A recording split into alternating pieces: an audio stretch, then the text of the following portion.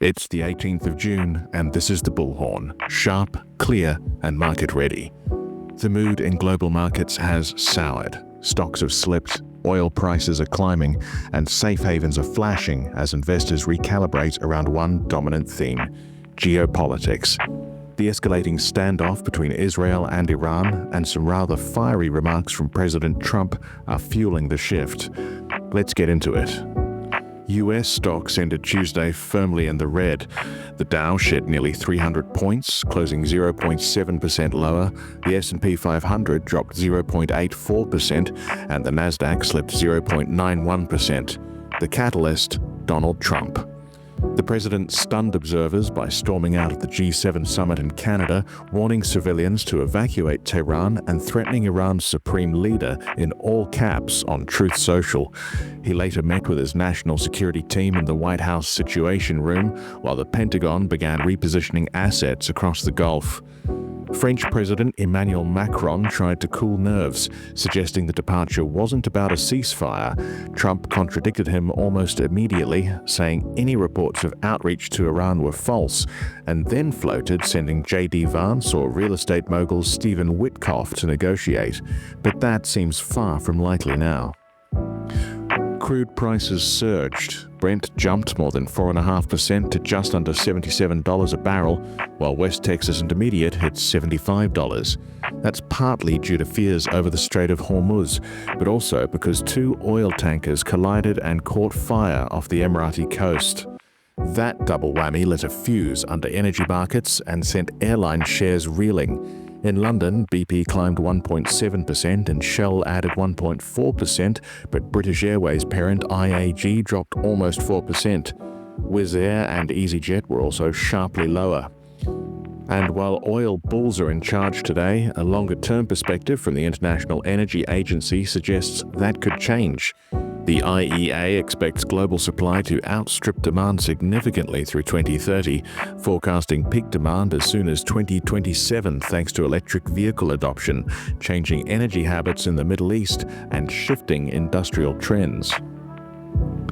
Back in the US, the data wasn't helping. Retail sales fell 0.9% in May, the worst monthly decline since January, driven by a pullback in motor vehicles and building materials. Tariffs introduced under Trump's Liberation Day package are being blamed for the slump. Industrial production held up better, growing 0.6% year-on-year, but capacity utilization slipped to 77.4%, missing expectations. Export prices were down, import prices were flat, and business inventories didn't move the needle. Add to that a 2-point dip in the housing market index, now at its weakest since December 2022, and it's clear the data is not doing risk appetite any favors. Across the Atlantic, the FTSE 100 fell 0.46% and the Stoxx 600 dropped to a 6-week low. France, Germany and Spain were hit hardest, with banking stocks under pressure. Barclays, Deutsche Bank and Soc Gen all ended the day lower. Still, there were pockets of strength. Morgan Stanley soared over 14% after raising its full-year outlook, and Ocean Wilson surged on news of a planned merger with Hansa Investment Company. There was also a glimmer of good news from Germany. The ZEW Investor Sentiment Index surged to 47.5, blowing past expectations. That bounce was fueled by falling rates and an improving fiscal outlook. Overnight, Asia-Pacific markets put in a mixed performance. Japan's Nikkei rose 0.6%, helped by gains in tech and entertainment names like Nintendo and Oriental Land. The Bank of Japan kept rates on hold at 0.5% as expected and outlined a gradual tapering of bond purchases through to 2027. China struggled.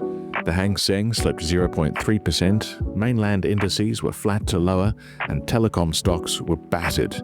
South Korea's Kospi rose modestly, while Australia and New Zealand both closed slightly lower.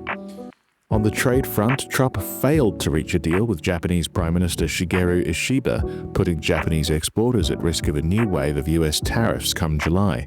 Meanwhile, Singapore's export data fell off a cliff, down 12% month-on-month, driven by weakness in gold, chemicals, and machinery.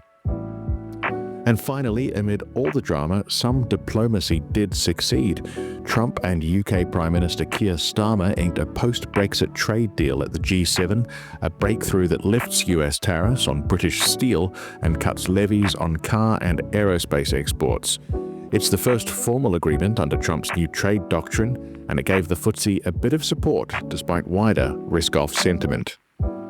And that's all for today on The Bullhorn. We'll be back tomorrow with more headlines, more market reaction, and hopefully a little less brinkmanship.